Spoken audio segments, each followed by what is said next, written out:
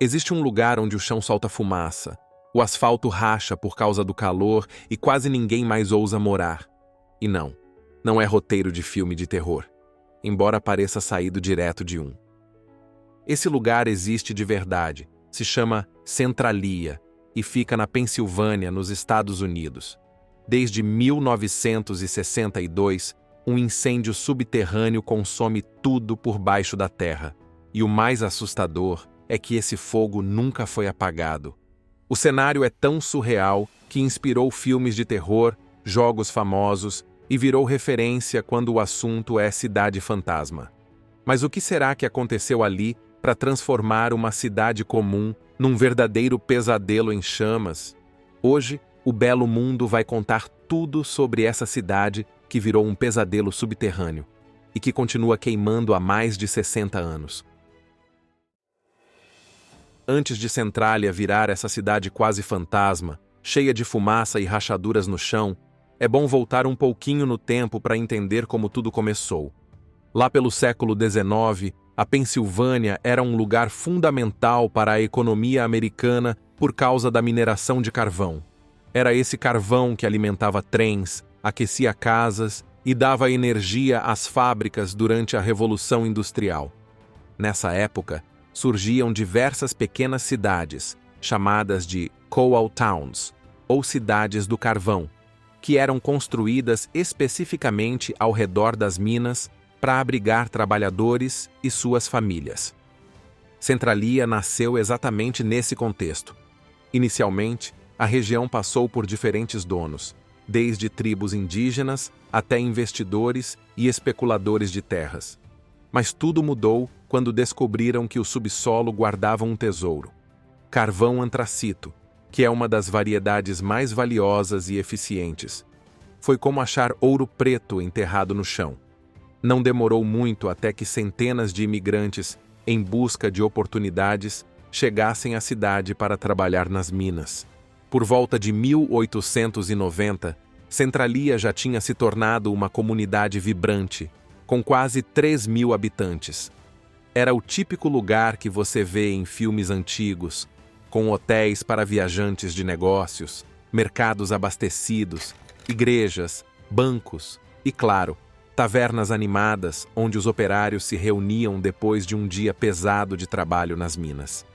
Só que aí veio o século XX, e como acontece em muitas cidades dependentes de um recurso só, as coisas começaram a complicar.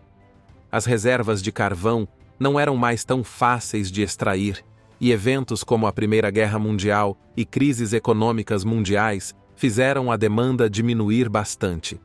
Mesmo assim, Centralia conseguiu se manter de pé por um tempo, graças ao carvão restante e, principalmente, ao forte senso de comunidade. Mas ninguém podia imaginar que o pior ainda estava por vir. Foi então que, em maio de 1962, algo que parecia bem simples deu início a um verdadeiro pesadelo. Naquela época, Centralia tinha o hábito de usar uma área perto de uma antiga mina como depósito de lixo. De vez em quando, principalmente antes de feriados importantes, bombeiros voluntários colocavam fogo nesse lixão para reduzir o acúmulo de entulho. Claro que não era a coisa mais segura do mundo, mas era bem comum naquele tempo. Dizem que, dessa vez, o objetivo era deixar o lugar limpinho para as comemorações do Memorial Day, um feriado tradicional americano em homenagem aos soldados que perderam suas vidas em batalhas. 5 bombeiros voluntários foram até lá, colocaram fogo no lixo e, em seguida, tentaram apagar as chamas controladamente, como já tinham feito várias vezes antes. Só que nesse dia, algo saiu errado. O fogo não foi totalmente apagado, e algumas brasas continuaram queimando embaixo da superfície. Existem várias teorias sobre o que aconteceu exatamente. Uma delas é que havia uma abertura ou túnel que não tinha sido fechado corretamente, permitindo que as chamas atingissem diretamente um grande veio subterrâneo de carvão. Outra versão diz que alguém jogou cinzas ainda quentes de um fogão junto com o lixo. Independentemente do que realmente aconteceu, o resultado foi o mesmo. O carvão subterrâneo começou a pegar fogo. e carvão é praticamente combustível puro. Se tiver calor e oxigênio suficientes, pode queimar por muito tempo.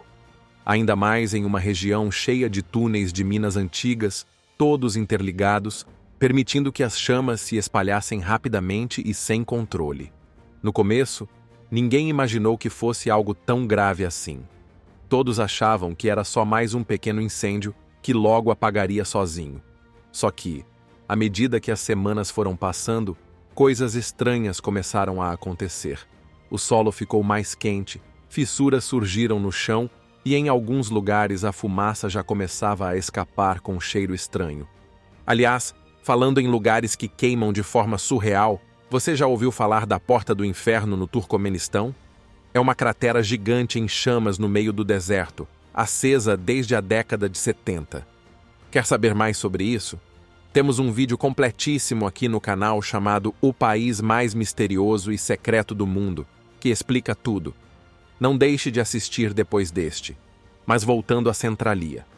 Assim que o fogo subterrâneo se espalhou, a cidade nunca mais foi a mesma. Semanas foram passando, e aquele incêndio aparentemente simples no lixão começou a mostrar que era bem mais complicado do que parecia. Quando as autoridades finalmente decidiram agir, já havia um problema gigante nas mãos. Eles tentaram um pouco de tudo. Escavaram buracos enormes para tentar encontrar e apagar o fogo, jogaram toneladas de água nas galerias subterrâneas e até tentaram fechar os túneis com argila para cortar o oxigênio. Só que, quanto mais tentavam resolver, mais o fogo se espalhava. O grande drama é que o subsolo de Centralia era praticamente um queijo suíço, cheio de túneis conectados. Túneis antigos das minas formavam uma rede imensa e complexa. Então, sempre que uma entrada era bloqueada, as chamas simplesmente encontravam outro caminho. Era como brincar de gato e rato com um incêndio subterrâneo. E aí começaram a aparecer os sinais mais assustadores. Ruas que eram lisinhas começaram a rachar, do chão saía um calor estranho, e pior ainda, gases tóxicos como o monóxido de carbono começaram a surgir do nada, colocando em risco quem ainda estava morando por ali. Mas mesmo com essa situação bizarra, muita gente ainda resistia. Uma parte dos moradores simplesmente não queria acreditar que o problema fosse tão grave assim. Eles tinham esperança de que tudo seria resolvido em breve. Mal sabiam eles o quanto estavam errados. Em 1979, aconteceu algo que deixou todo mundo em Centralia em alerta máximo. O prefeito da cidade, que também era dono de um posto de gasolina, resolveu medir o nível dos tanques subterrâneos, algo comum na rotina dele. Só que, quando puxou a vareta para fora, tomou um baita susto. O negócio estava fervendo, chegando perto dos 80 graus. Ficou claro ali que o incêndio já tinha avançado muito mais do que alguém poderia imaginar. Mas o pior susto ainda estava por vir. Em 1981, um garoto de 12 anos quase desapareceu no quintal da própria casa, depois que uma cratera enorme se abriu sob seus pés. O buraco tinha inacreditáveis 46 metros de profundidade e ainda liberava vapores tóxicos de monóxido de carbono. Só não aconteceu uma tragédia porque, por sorte ou por milagre mesmo, o menino conseguiu se segurar firme em algumas raízes até que alguém o resgatasse. Esse acidente virou notícia rapidamente e colocou Centralia no centro das atenções, chamando a atenção do mundo inteiro para a situação absurda da cidade. Engenheiros, autoridades e moradores começaram a debater intensamente o que poderia ser feito.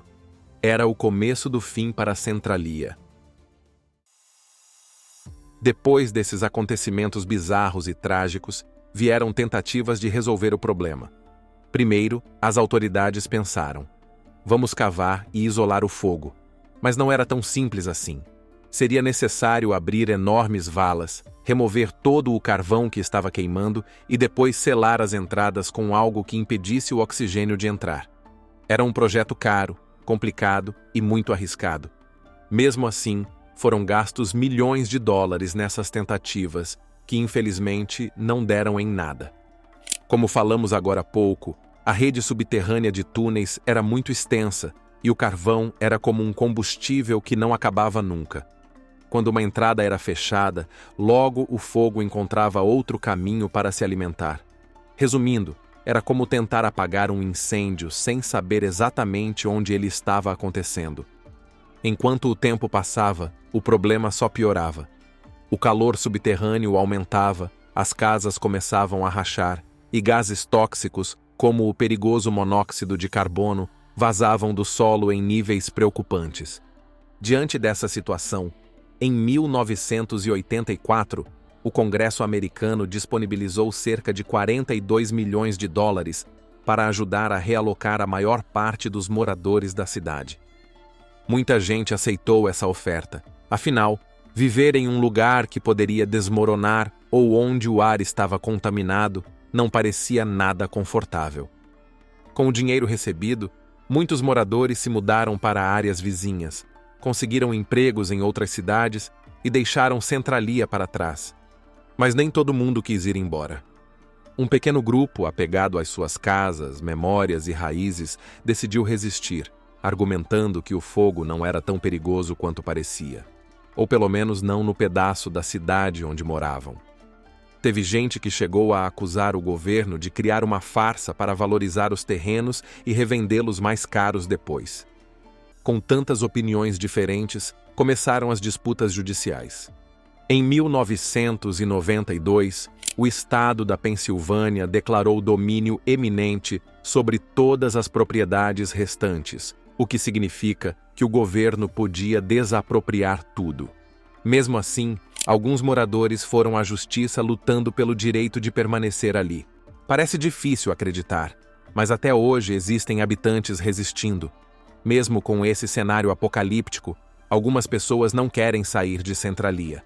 Elas afirmam que o risco não é tão grande assim nas áreas onde vivem ou que já passaram tanto tempo lá sem problemas diretos que preferem manter suas casas, seus quintais e suas rotinas peculiares, mesmo sem serviços básicos que qualquer cidade normal ofereceria. Hoje, quem chega lá fala de uma estranha sensação de silêncio absoluto, como se o tempo tivesse parado. Não há comércio, não há barulhos de carros, não há escolas, não há praticamente nada além de um cenário desolado. Em alguns pontos, dá para notar claramente as rachaduras no asfalto, de onde ainda sai fumaça, especialmente nos dias frios, quando a diferença de temperatura faz o vapor se destacar ainda mais. Tem também trechos onde calçadas afundaram, formando buracos e irregularidades perigosas. Até mesmo árvores e plantas secaram, vítimas do calor subterrâneo e dos gases tóxicos que sobem à superfície. Curiosamente, mesmo com todo o perigo, Centralia ainda recebe turistas aventureiros que vão até lá em busca de fotos e da experiência bizarra de pisar numa cidade que literalmente queima por baixo. Mas não é brincadeira não. Placas espalhadas pela área alertam que caminhar ou dirigir por ali pode provocar acidentes graves. Cabe a cada um decidir se vale ou não o risco. Outro detalhe curioso é a estrada chamada Graffiti Highway. Ela era parte da famosa Rota 61, mas precisou ser interditada depois que o asfalto rachou e começou a soltar vapor. Artistas e visitantes aproveitaram para deixar sua marca, transformando o local numa espécie de galeria urbana ao ar livre, só que aquecida pelo fogo subterrâneo. Atualmente, boa parte da estrada está bloqueada, mas as imagens desse cenário surreal circulam pela internet até hoje.